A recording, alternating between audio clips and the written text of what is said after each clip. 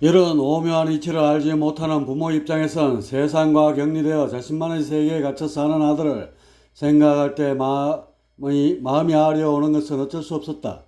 옥황은 해송 부부의 유일한 근심거리였다. 그러던 어느 날 마을에 재앙의 조짐이 싹트기 시작했다. 마을을 에워싸며 굽이굽이 퍼져있는 산맥이 헐벗기 시작한 것이다. 최근 들어 광맥을 찾아 몰려든 사람들에 의해 산발적으로 파헤쳐졌기 때문이다. 판자리를 원래대로 복구해야 하지만 너도나도 광맥 찾기에만 혈안이 된지라 자연에 대한 도의는 안중에도 없었다. 이렇게 되면 홍수나 산사태의 위험이 배가 될 수밖에 없다. 어느 날 인부들 여럿이 모여 깊은 산속의 어느 한 지점을 파고 있었다. 광맥의 흔적이 보이자 그들은 힘을 내어 더욱 깊은 곳까지 파고 들어갔다. 군데군데 황옥이 미세하나마 보이기 시작하자 주위엔 바짝 긴장감이 흘렀고 다른 곳을 탐사하던 동료들까지 죄다 불러 모아 집중적으로 파기 시작했다. 대략 10여 미터 정도 뚫자 마침내 누런 황옥등이가 박혀있는 광맥이 드러났다. 모두들 감격에 겨워 말을 잇지 못했고 곧장 울타리를 치고 푯대를 세움으로써 자신들의 소유임을 확실히 했다.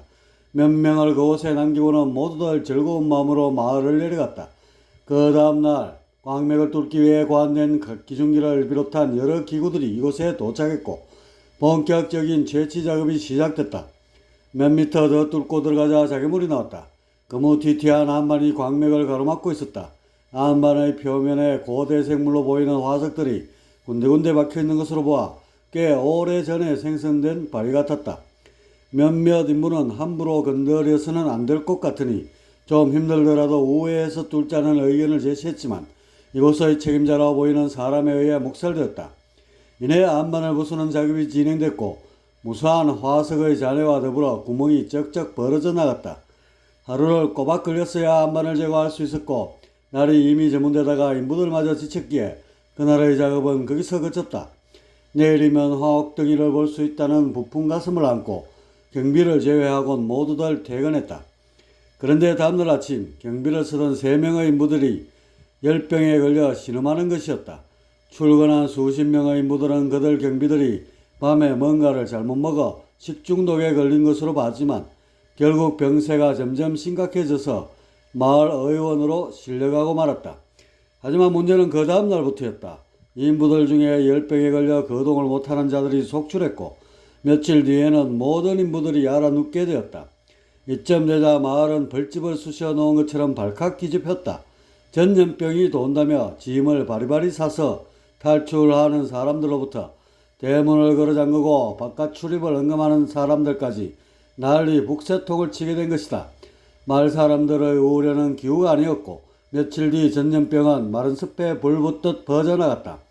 심지어 일체 다른 사람과 접촉이 없는 경우에도 열병이 발생했고 그들이 익히 알고 있는 끓인 물과 화식 같은 대비책도 소용이 없었다. 그리고 다시 며칠 지나자 열병을 앓은 사람들 가운데 사망하는 자들까지 줄지어 나오게 됐다. 마을 사람들은 전염병의 원인으로 열대 모기나 벌레 등을 떠올렸지만 이렇듯 무섭게 퍼지는 것을 보고는 여태껏 접해보지 않은 제3의 전염병임을 짐작했다. 그들의 생각은 맞았다. 마을을 휩쓸고 있는 전염병의 실체는 오랜 세월 안반 속에서 잠자고 있던 태고적 바이러스에 의한 감염이었다. 치명적인 독성을 지니고 있으면서도 공기 중으로 전파되는 바이러스, 이것을 일명 킬러 바이러스라 한다. 바이러스의 목표는 오직 하나, 해체이다.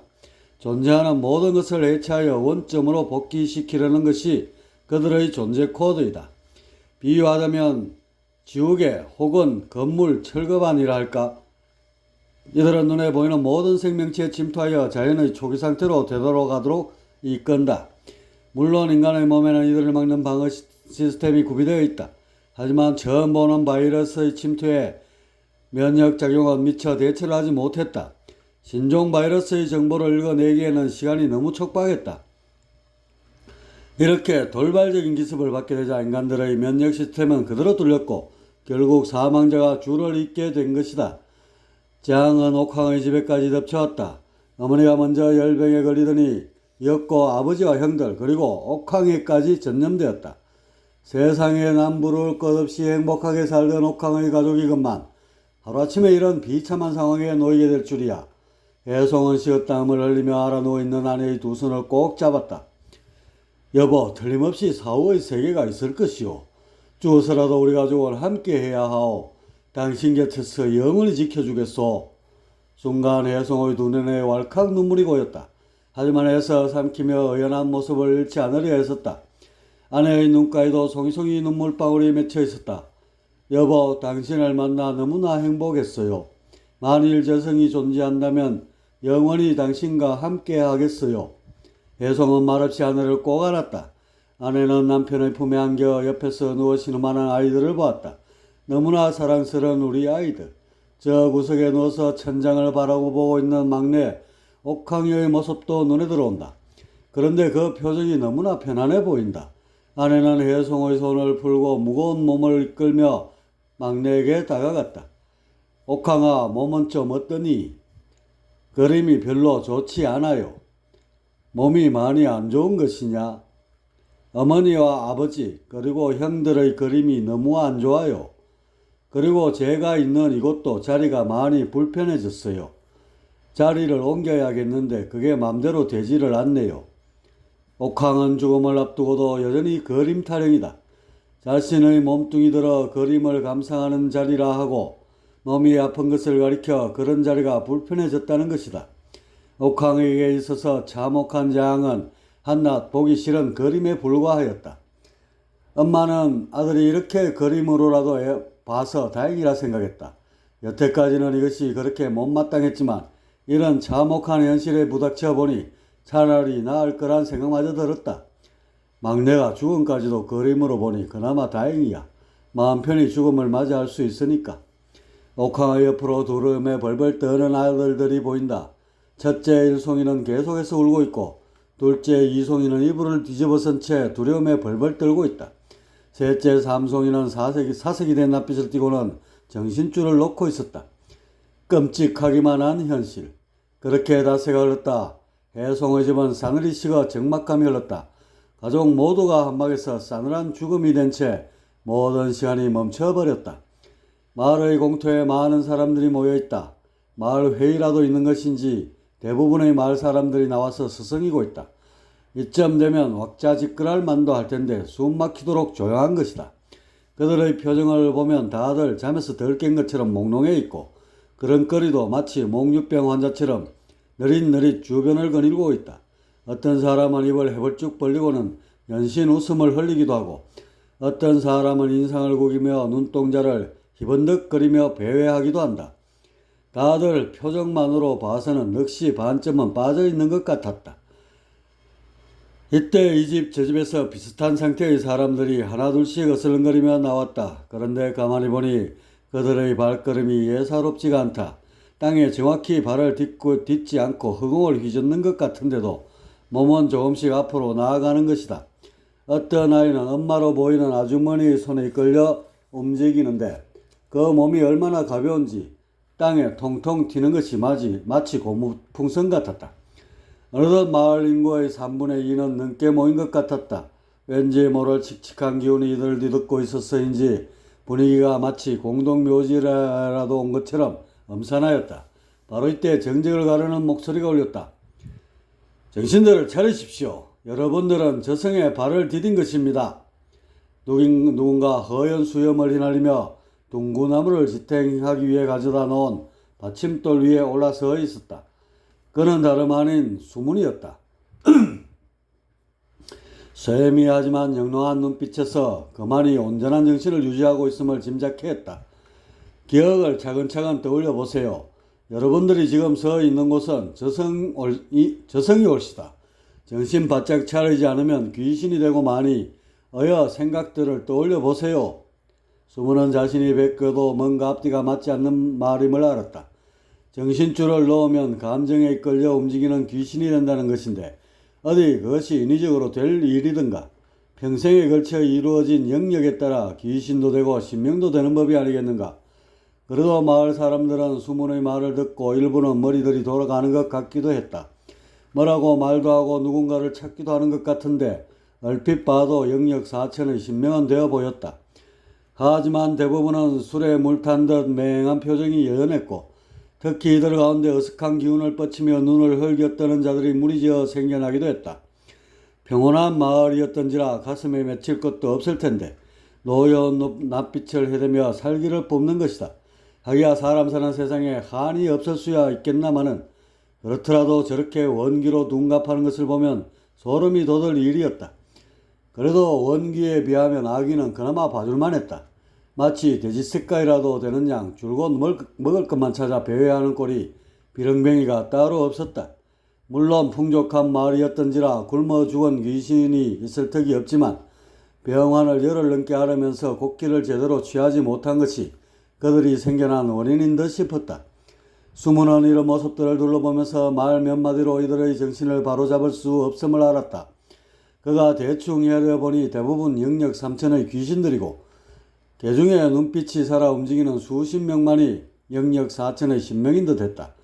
수문이 그들을 도와줄 여력이 없어 애만 태우고 있을 때 또 한 차례 정적을 깨는 소리가 들려왔다. 이것 봐라. 온통 귀신 천지로구만. 내가 이래서 살았을 때 돌을 닦으라고 그렇게 일렀건만. 쩌쩌. 어리석은 중생들 같으니라고. 대주 선방의 방주인 대주가 어깨를 으쓱거리며 자신의 제자 몇 명을 거느리고 나타났다. 역시 생전의 이름값을 하기라도 하듯 죽었는데도 생전의 모습과 전혀 달라 보이지 않았다. 그의 제자들도 때깔이 줄줄 흐르는 것이 마찬가지였다. 대주 선사도 육신을 벗었을꾸려 감축드립니다. 수문이 대주를 보자 반가움에 인사말을 건넸다. 늘 갑갑하기만 하던 육질 덩어리를 이렇게 벗고 나니 얼마나 홀가분한지 모릅니다. 허허, 저야 요행이 단명을 했지만 수문 선사님이야 연세가 거의 이곳에 올 때가 되지 않았소이까? 그렇습니다. 올해를 넘기면 수명이 다 되지 않을까 했는데 1년 정도 일찍 오게 되었네요. 허허. 수문은 노쇠한 눈을 지그시 감으며 일생을 회상하는 듯한 표정을 지어 보였다. 그런데 이 마을 수준이 이게 뭡니까? 온통 귀신천지가 아니오. 보면 볼수록 소름이 마구 돋는구려. 허흠. 대주는 공터에 가득 들어차 있는 귀신들 둘러보며 눈살을 찌푸렸다. 제가 옥강촌에 자리를 잡은 지가 10여 년쯤 되는데 이곳 사람들의 저 영역이 이렇게 낮을 줄은 정말 생각지도 못했습니다. 다들 순박하고 인정이 넘쳐서 적어도 신명점은 되는 걸로 알았지요. 참으로 애석하고 안타까운 일입니다. 수문은 마을 사람들의 영역이 이리도 낮은 것이 마치 자신의 탓이라도 되는 양 위축된 기색이 완연했다. 제가 좀 더 일찍 이곳에 왔더라면 이 지경까지는 되지 않았을 것이거늘 모두가 인간계에 눌러붙어 살아야 할 신계의 족속들이 아닙니까? 우리처럼 선계에 오를 신선들은 눈꼽만치도 보이지 않습니다. 그려. 대주는 이렇게 말하면서 자신의 제자들에게 계속해서 뿌듯한 시선을 걸쳤다. 4명을 거느리고 왔는데 모두들 희미한 빛에 둘러싸여 있는 것이 신선은 좋게 되어 보였다. 참담한 신성일 뿐입니다. 그런데 이 많은 귀신들을 어찌하죠? 아직까지도 산궁에서 저승사자들이 당도하지 않고 있으니 말입니다. 이러다 죄다 흩어지는 날에는 일대 소동이 벌어지고 말 것입니다. 여보세요, 수문선사님. 지금 이 마을뿐만 아니라 몇 개의 골이 쑥대밭이 되어버렸습니다. 어찌 상궁에서 이 많은 귀신들을 한꺼번에 처리할 수 있겠어요? 조상신들이 알아서 하게끔 내버려두는 수밖에 없을 것이외다. 대주는 마치 훈계라도 하던 말을 뱉었다. 저승에 대해 훤히 꿰뚫고 있다는 말투였다. 말씀을 듣고 보니 그도 그렇겠습니다. 수문은 고개를 절레절레 흔들면서 수백 명의 귀신들을 놔두고 떠날 수밖에 없는 현실을 개탄해 맞이 않았다. 명색이 정신적 스승을 자처하던 자신이었건만 살아서나 죽어서나 이들에게 별다른 도움이 되지 못한다는 사실에 죄책감마저 들었다. 바로 이때 마을로 내려오는 한 무리의 신들이 보였다. 대주와 수문의 시선이 동시에 그쪽으로 쏠렸다. 그들이 두런두런 대화를 나누면서 서로 손을 맞잡고 내려오는데 살아생전의 모습 그대로였다. 그들의 얼굴을 확인하는 순간 대주가 입을 쩍 벌리며 소리쳤다. 저건? 우리 선방의 회원들입니다. 해송광산주의 가족들이군요. 허허. 옆에 있던 수문이 마치 구세주라도 만난 듯 반가운 표정을 지었다. 여태껏 자신의 선빵이 정신개발이라는 본연의 임무를 제대로 못한 것 같아 대주선사 보기가 바늘방석 같았는데 정상적인 모습의 해송 가족들을 접하자 가슴이 뿌듯해진 것이다. 대주는 실루를 가늘하게 뜨고는 그들을 뚫어져라 쳐다보았다. 아, 저 양반들은 한눈에 봐도 귀신이나 신명 정도의 수준이 아닌 것 같습니다. 정신이 아주 멀쩡해 보입니다. 그런 것 같네요. 그래도 제가 가르친 것이 가히 헛되지는 않은 모양입니다. 허허. 수문의 얼굴이 활짝 피어났지만 대주는 시큰둥한 표정이었다. 글쎄요, 제가 보기에는 저 양반들은 원래부터 영역이 좀 되었던 걸로 보이는데요. 허허. 해송의 가족들은 다정히 손을 잡고 마을길을 따라 내려오고 있었다. 걸음걸이가 가벼운 것이 마치 산보라도 가는 듯 했지만 표정들엔 낯선 저승에 대한 두려움도 잔뜩 끼어 있었다. 먼 발치로 마을 공터에 가득 모인 귀신들의 모습을 보자 아이들이 겁부터 집어먹고 발걸음을 멈추었다. 1송이와 2송이는 손바닥으로 두 눈을 가렸고 3송이는 엄마의 등 뒤로 꼭 숨었다. 옥황이만 아무렇지도 않게 그들을 바라봤다. 혜송이는 마을 사람들과 한때 섞여야 될지 말지 망설이는 차에 대조와 눈이 번쩍 마주쳤다. 달덩이처럼 후원한 대조의 모습을 보고서야 혜송은 마음이 놓였다. 게다가 그 옆에는 그 못지않게 환한 낯빛을 띤 숨은 선사가 웃음을 흘리고 있지 않은가. 4차원 세상에 정통했다는 두 선사와 마주치자 마치 짙은 안개 속에서 등대불을 발견한 것 마냥 가슴이 뛰었다. 더군다나 대주선사는 나라에서도 꽤 명망 높은 도사축에 들지 않던가. 저들에게 의지하면 저승에 안착하는 것은 일도 아니겠다는 생각에 혜송은 식구들의 발걸음을 재촉했다. 마을 사람들이 군집해 있는 공터를 우회하여 두 분 선사의 곁으로 다가섰다. 어서 오시구려. 수문이 혜송 가족을 제일 먼저 반겼다. 그는 두려움에 잔뜩 인상을 구기고 있는 셋째 삼송이를 번쩍 안아들었다. 그때서야 삼송이는 인상이 안심이 되든지 안색이 펴졌다. 수문 선생님과 대주 선생님 모두 계시는군요. 이렇게 큰 어르신들과 함께 할 수 있어서 다행입니다. 혜송은 수문이 삼송이를 내려놓는 것에 맞춰 머리를 숙여 예를 갖췄다. 이때 대주가 개슴처리한 눈빛으로 가족들을 연신 훑어보고는 염소 수염을 툭툭 치면서 입을 열었다. 역시 몸의 때깔이나 가벼운 몸, 총기가 서린 눈빛들이 온전해 보이는구먼. 허허, 아이들도 죄다 괜찮고 말일세. 대주는 혜송에게 숫제 하대조로 나왔다. 이것은 저성이 아닌지라 이성이 아닌지라 도력이 높은 자신을 연장자로 내세운 것이었다. 수문은 그러거나 말거나 옥황의 곁으로 바짝 다가가 그의 얼굴을 빤히 쳐다봤다. 혜송 부부의 고질적인 걱정거리 옥황이 아니던가. 저승에서 그가 어찌 변할지 염려도 들고 몹시 궁금도 했다. 행여 귀신이라도 되면 혜송 부부의 한이 오죽하겠는가. 눈빛을 보아하니 사고의 기능이 정상인 것 같긴 합니다. 기이한 일이네요. 살았을 적에 지능이 다소 모자라 걱정을 많이 하시지 않았습니까? 그런데 죽어서는 오히려 살았을 때보다 더 총명해 보이는군요. 허허. 수문은 옥황의 머리를 석석 쓰다듬으며 안도의 한숨을 내쉬었다. 그런데 수문선사님, 죽으면 생각하는 기능도 변하는 건가요? 혜송의 아내가 옥황을 바라보면서 말했다. 그러자 수문이 손가락을 들어 둥구나무 쪽 공터를 가리켰다. 어머님, 저쪽의 신들을 보세요. 대부분 저렇게 변합니다. 지적 능력이 현저히 줄어들고 감성 위주로 반응하는 귀신이 되고 말지요. 혜송의 아내는 수문이 가리키는 쪽으로 시선을 돌리다 질끈 눈을 감았다. 엄산한 귀기에 의해 소름이 확 돋았기 때문이다. 이때 대주가 놀란 토끼 눈을 뜨고는 옥황의 면상에 얼굴을 들이밀었다. 그리고 머리를 갸웃하며 중얼거리듯 말을 내뱉었다. 왜 내 눈에는 이 아이가 흐리게만 보이지? 다른 것을 보면 초점이 명확한데 이 아이만 보면 시야가 흐려지니. 수문이 대주의 혼잣말을 듣고 다시 한번 옥황을 바라보니 정말 흐릿하고 눈이 부셔 오래도록 보기가 힘들었다.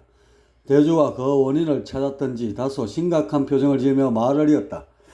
이 아이는 죽었어도 뭔가 묘한 구석이 있군요. 아직은 귀신의 상태에서 완전히 벗어났다고 속단하기 힘드니 계속해서 관찰을 해봐야겠어요. 허흠. 수문 역시 같은 생각인지 고개를 끄덕였다. 그리고는 대주를 바라보며 물었다. 그런데 대주 선사님, 언제까지 이곳 신계에 머무르실 건가요? 아, 이런 끔찍한 곳에 계속 머물 수 없지요. 이제 우리 다 함께 선계로 올라갑시다. 가서 거처도 잡고 할 일도 찾고 하려면 바쁘게 움직여야죠. 그럼 일단 성계까지는 같이 동행을 합시다. 수모는 이렇게 말을 하고는 혜송을 쳐다보았다. 가족들을 잘 챙겨서 우리를 따라오세요. 특히 막내를 각별히 신경 쓰시고요. 예, 알겠습니다. 그런데 어떻게 하늘 위로 오를 수가 있죠? 숨을 깊게 들이쉬면서 마음을 편안히 하세요. 자연에 몸을 맡기는 겁니다. 이때 가고자 하는 방향으로 약간만 의념을 두면 몸이 저절로 자신의 파장대에 맞는 곳으로 움직이게 됩니다. 처음에는 다소 낯설 수가 있으니까 시선을 제 쪽으로 고정하세요. 만약에 위로 오르다가 힘이 들거나 가슴이 답답하게 되면 얼른 말씀하시고요. 가족들 중에 힘에 부쳐 못 오르게 되는 경우가 생기면 어떻게 하죠? 혜송이 걱정되어 묻자 수문이 기다렸다는 듯 신계와 선계의 차이에 대해 설명하기 시작했다. 그렇게 되면 두 분과는 이별을 해야 합니다. 억지로 성계로 끌고 올라가도 오래 버텨야 반나절이나 될까요? 숨이 막히고 답답하여 견딜 수가 없게 됩니다. 선계에 사는 신선들이 이곳 신계로 내려와도 마찬가지입니다. 어느 정도 버틸 수야 있지만 오래도록 머무를 수는 없습니다. 수문의 설명을 듣자 혜송은 막내가 심히 걱정되었다. 대주 선사의 진단을 거쳤기에 다른 가족들은 안심이 됐지만 옥황만은 주의해서 살피라는 지적을 받지 않았던가. 10손가락 깨물어 아프지 않은 손가락이 없다고 부모 심정은 다 같았다. 아무리 지적으로 떨어지는 옥황이랄지라도 혜송 부부에게는 더없이 소중한 존재였다. 그런 그를 잃을지 모른다는 두려움이 가슴을 옥죄며 다가왔다. 잠시 뒤 드디어 대주가 먼저 하늘 위로 솟아올랐다. 뒤를 이어 그의 제자들이 차례대로 올랐고 수문이 혜송과 그 가족들에게 손짓을 보내면서 공중으로 떠올랐다. 혜송은 아내의 손을 꼭 잡았다. 그런데 그녀는 살짝 미소를 보이고는 잡힌 손을 다솜것이 풀고는 막내 옥황에게 다가가 손을 잡았다. 혜송은 아내의 마음을 알았다는 듯 미소를 흘리고는 나머지 아들 셋을 챙기며 그녀에게 먼저 오르라는 눈짓을 보냈다. 잠시 뒤 아내는 막내 옥황의 손을 당기며 하늘 위로 떠올랐다. 이어서 혜송이 아들들을 이끌고 뒤따랐다. 한번 떠오르니 마치 순풍에 돛을 단 듯 계속해서 위로 올라갔다. 오르면 오를수록 가슴이 뻥 뚫리고 머리가 상쾌해져 가는 것이 기분이 여간 좋은 게 아니었다. 지금껏 침묵으로 일관하던 아이들 입에서 탄성이 터져 나온 것도 이 무렵이었다. 우와, 신난다. 아버지 너무 재밌어요. 새가 된 기분이에요. 이곳이 이렇게 좋은 것인 줄 몰랐어요. 죽기를 너무 잘한 것 같아요. 매일매일 이렇게 날아다니며 놀고 싶어요. 아이들은 하늘을 날고서야 새로 이주해온 저승이 마음에 들었는지 해맑은 표정을 지었다. 그런데 아직도 막내 옥황이는 아무런 말이 없다. 그저 커다란 눈망울을 멀뚱멀뚱하며 스치는 경관을 감상할 뿐이었다. 그렇게 한참을 오르자 공간에 휘장을 걸어놓은 듯한 희뿌연막이 나왔다. 물컹하면서 밀어내는 반발력 같은 것이 느껴졌지만 약간 힘을 가자 그다지 어렵지 않게 통과할 수 있었다. 이때 이들의 눈을 휘감는 휘황한 경관이 우뚝 솟았다. 신비로운 빛깔을 두르며 기묘한 절경을 뽐내고 있는 선경이었다. 징검다리처럼 늘어서 있는 봉우리들과 그 사이를 빽빽이 채워놓고 있는 수목들, 그리고 어둑한 밑바닥을 훑으며 미끄러져 내려가는 수정처럼 맑은 하천들, 곳곳에 흐드러지게 핀 5만가지 꽃들이 바람에 출렁이며 오묘한 향기를 뿜어내고 있었다. 동화책 속에서나 있을 법한 무릉도원이 그들의 눈앞에 가슴 시리도록 펼쳐진 것이다. 아버지 너무 멋져요. 이렇게 좋은 세상이 있다니 믿기지가 않아요. 장남 혜송이가 입을 대문짝만하게 벌리며 외치자 다른 아이들도 탄성을 지르면서 야단이 났다. 두 손을 번쩍 치켜들고 만세를 외치면서 주위를 펄쩍펄쩍 뛰기도 하고 공중에 둥둥 떠서 양팔을 휘두르며 격한 기쁨을 토하기도 했다. 대주는 주변에 있는 연못가를 따라 빙 둘러 놓여 있는 의자에 앉아 거드름을 피우고 있었다. 뭐 이딴 것을 가지고 그렇게 호들갑을 떨고 있느냐는 표정이었다. 수문을 비롯해서 해송 가족들이 그곳으로 다가갔다. 이곳 성계의 가장 정통한 대주의 다음 지시를 듣기 위해서였다. 도화 성경을 직접 보니 어떠시오? 대주가 턱을 살짝 치켜들면서 마치 자신의 집이라도 되는 양 어색한 표정으로 말을 뱉었다. 열병에 걸려 세상을 등질 때만 해도 지옥으로 가는 건 아닌지 심히 걱정됐었습니다. 허허. 해송이 안면 가득 웃음을 띠며 답했다. 이런 곳에서의 삶이라면 다시 인간으로 돌아가라고 해도 쌍수를 들고 마다할 판이었다. 이 정도 세상을 보고 놀란다면 저 위의 천계를 보면 다들 까무러치겠소이다. 허허. 대주가 언도끼에 놀란 아이들에게 금도끼를 꺼내들자 다들 기겁을 하는 표정이 돼버렸다. 수문 역시 못 믿겠다는 표정을 지으며 말문을 열었다. 대주선사, 설마 천계를 구경하신 적이 있는 건 아니시겠죠? 아니, 수문선사님 저를 뭐로 보고 그런 말씀을 하십니까? 이 대주의 명성을 잊으셨습니까? 적어도 이 위의 천계 정도는 제 집 드나들듯 하고 있지요. 아니, 그럼 천신이셨단 말입니까? 이거 정말 황송할 따름입니다. 제가 자주 가르침을 청해야 되겠습니다. 수문은 크게 놀라며 감탄을 연발하였다. 천계나 천신들의 말은 이론서에서나 볼 수 있지 실제 접한다는 것은 꿈만 같은 일이었기 때문이다. 대주는 이런 수문의 표정을 서글투며 흡족한 표정을 지었다. 바로 이때 거의 비명에 가까운 목소리가 들려왔다. 엄마는, 옥황아, 엄마는 왜 안 보이느냐? 해송이 성경에 취해 정신을 놓고 있다가 이제야 아내가 곁에 없음을 발견한 것이다. 어머니는 좀 전에 이곳의 차단막에 걸려 통과하지 못하고 그대로 퉁겨 하계로 떨어졌어요. 옥황은 이 역시 그림을 보듯 담담하게 말하였다. 뭐라고? 엄마가 하계로? 해송은 소스라치게 놀라면서 그대로 차단막이 있는 곳으로 달려갔다. 그리고는 뒤도 돌아보지 않고 곧바로 하계로 떨어지듯이 내려갔다. 그에게 있어서 사랑하는 아내와 잠시라도 떨어진다는 것은 몽상조차 할 수 없는 일이었다. 해송은 마을로 곧장 내려와 아내를 찾았다. 마을의 신들은 아까보다는 그 수가 많이 줄어 있었다. 아마도 각자의 거처를 찾아 이동하는 것 같았다. 이들의 틈바구니엔 저승사자의 역할을 대신 맡아 하는 조상신들도 간간히 보였다. 행여 아내가 그들과 뒤섞여 있을까 싶어 해송은 신명으로 보이는 신들에 주목해서 주변을 샅샅이 훑었다. 하지만 어디에도 그녀의 모습은 없었다. 해송은 혹시나 해서 생전에 살던 집으로 달려가 보았다. 안방 문틈을 뚫고 들어가자 아내가 다소곳이 앉아있는 모습이 보였다. 가족의 시신 사이로 꿇어앉아 부패한 자신의 얼굴을 물끄러미 바라보고 있었다. 그 모습을 보자 애틋함이 울컥 치밀어 올랐다. 해송은 조용히 다가가서 아내를 품에 안았다. 가슴이 천길만길 낭떠러지로 무너져 내렸다. 여보, 내가 이곳에 살 테니 우리 절대 떨어지지 맙시다. 당신 없이는 삶은 성계가 아니라 천계라 할지라도 나는 실소. 무덤 속에서 귀신들과 어울려 지내는 한이 있더라도 당신 있는 이곳이 나에게는 천국이요. 해송의 목소리가 들리자 아내는 이내 울먹이며 고개를 떨구었다. 여보, 당신도 아실 거 아니에요. 우리의 인연이 여기까지라는 것을요. 지금은 이렇게 잠시나마 함께 할 수 있지만 시간이 지나면서 차원의 강이 우리를 갈라놓을 거예요. 무슨 그런 서운한 말이 있어. 당신의 몸이 성계에 온전히 적용되면 그땐 눈이 부셔서 제대로 볼 수도 없고 또한 이렇게 당신의 감촉을 느끼기도 어려울 거예요. 우리의 운명은 여기까지인 것을요.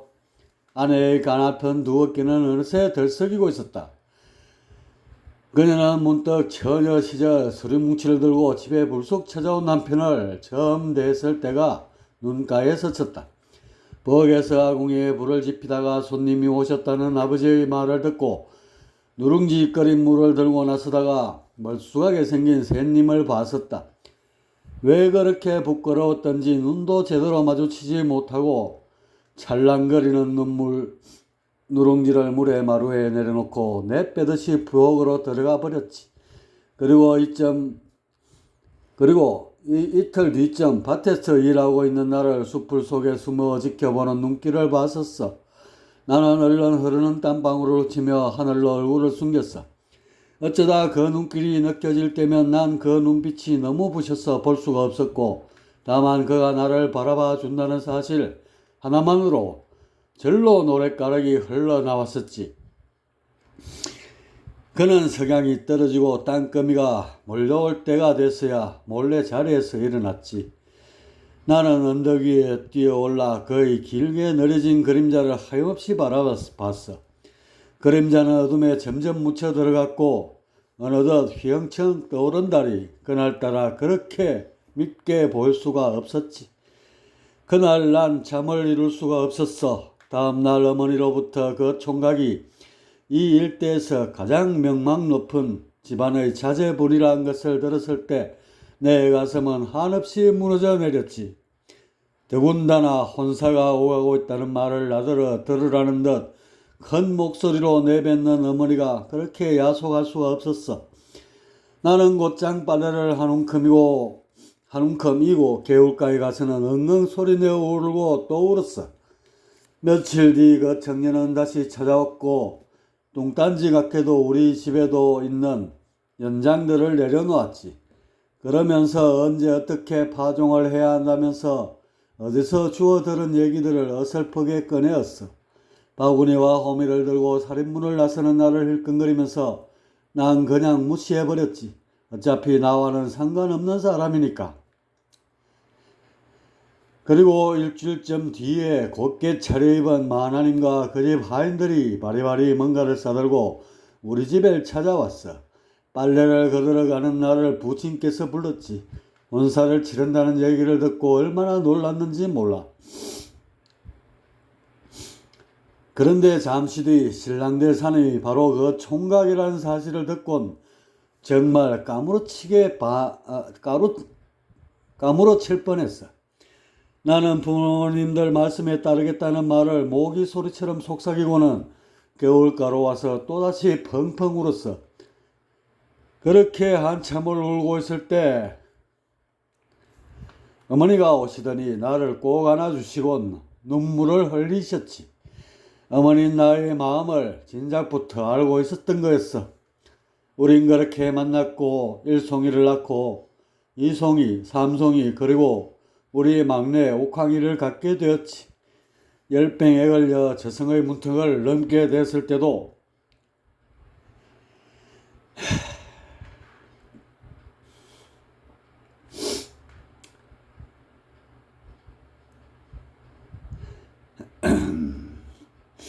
우린 함께 했건만 이곳을 갈라놓는 차원의 벽이 어찌 이리도 높은지. 어느 누가 이런 것을 만들어 모진 아픔을 주는 것인가? 허물 수 없는 자연이 만든 장벽, 그건 우리의 인연을 모질게 끊어버렸어.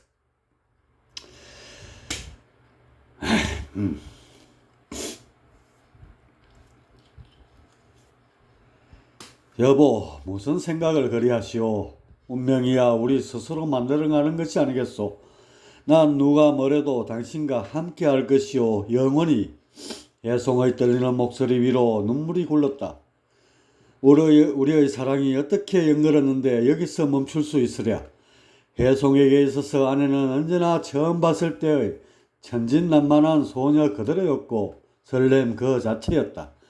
그런 그녀가 없이는 성계가 아닌 천계에 데려다 놓은들 아무 의미가 없었다.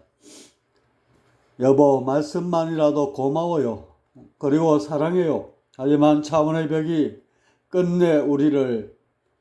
아내는 복받치는 슬픔에 말을 잇지 못했다. 혜송은 안타까운 마음에 어떻게든 아내를 안심시키고 싶었다. 당신 말대로 차원에 의해 갈라질 운명이라면 우리 함께 인간으로 다시 태어난 것은 어떻겠소? 서방님, 모든 기억이 소멸될 텐데 우리의 사랑을 어떻게 이어갈 수 있겠어요? 저는 당신과 아이들이랑 함께할 소중한 기억을 간직하고 수명이 다할 때까지 이곳에서 있고 싶어요. 여보, 그렇다면 나도 함께 하겠소. 혜성은 아내를 더욱 꼭 안아주었다. 모든 사랑을 다해 그녀의 아픈 마음을 녹여주고 싶었다. 그리고 그녀의 마음이 풀어질 때까지 이대로 있다가 그녀와 함께 살 곳을 물색하자고 마음먹었다. 그런데 시간이 지날수록 점점 혜성의 몸이 변하기 시작했다. 성계에 올라갔다 온 후 그곳의 정보가 입력되어서 그런지 기세포 하나하나가 모종의 반응을 하면서 몸에서 발그레한 빛이 뿜어져 나오기 시작한 것이다. 그 빛이 세어지면 세어질수록 구름에 탄 것 같은 편안한 마음이 밀려왔고 뭔가 알 수 없는 황홀경에 물들어갔다. 혜성은 부지불식 중 초월의식에 휩싸이면서 애타는 감정이 점점 무디져만 갔다. 자신의 감정이 행여 사라지는 것은 아닐까 불현듯 걱정마저 들었고 언제부턴가는 아내의 살결에서 느껴지는 감촉마저 희미해지는 것이었다. 그녀에 대한 사랑은 추호도 변함이 없건만 그건 머릿속에 입력된 지성의 생각일 뿐이었다. 애절한 사랑에 일렁이던 감정의 파도는 어느덧 고요히 가라앉고 있었다. 내가 왜 이러지? 혜성은 갑작스럽게 일어난 반응에 당혹해하며 아내의 몸에 얼굴을 묻었다. 그녀의 채취를 맡아 수그러드는 감정의 파도를 다시금 일으키려 했다. 그리고 목살에 볼을 비벼 그녀의 촉감을 진하게 느껴보려 했다. 하지만 둘 사이에 어떤 알 수 없는 장막이 서서히 들어지고 있음을 알았다. 물과 기름처럼 그 어떤 막이 둘 사이를 냉정하게 가르고 있었고 혜성은 절망감에 억장이 무너져 내렸다. 아내도 뭔가 이상한 기운을 느꼈는지 고개를 들어 혜성을 쳐다봤다. 그런데 남편에게서 뿜어져 나오는 현란한 빛 때문에 똑바로 시선을 걸칠 수가 없었다. 그가 저 높은 곳에서 자신을 내려다보는 것처럼 아득하게만 했다. 혜성 역시 아내가 저 아래쪽에 떨어져 있는 것처럼 다가왔고 그녀의 모든 것이 낯설게만 느껴졌다. 마치 오랜 꿈에서 방금 깬 것처럼 모든 것이 옛 추억으로만 아련하게 어른거린다. 추억. 그녀와 함께했던 모든 것이 한편의 동화 같은 아름다운 추억으로 가슴 한구석에 남아 여울지는 것이다. 아내는 이런 혜성의 변화를 느꼈던지 절망의 낯빛으로 고개를 들구었다. 애써 눈물을 참으며 그녀는 의연하게 떨리는 입술을 떼었다. 서방님 어서 가세요. 계속 이곳에 있다 보면 당신 눈에 제가 점점 추하게 보일지도 몰라요. 그것은 저에게는 더할 수 없는 고통이 될 거예요. 그러니 어서 올라가세요. 제발 부탁이에요. 혜성은 순간 혼란스러웠다. 아내에 대한 애절했던 사랑의 느낌이 왜 사라져가는 걸까? 방금 전까지만 해도 너무나 따뜻하고 아름답고 고귀하기만 했던 지고지순한 우리들의 사랑이 아니었던가?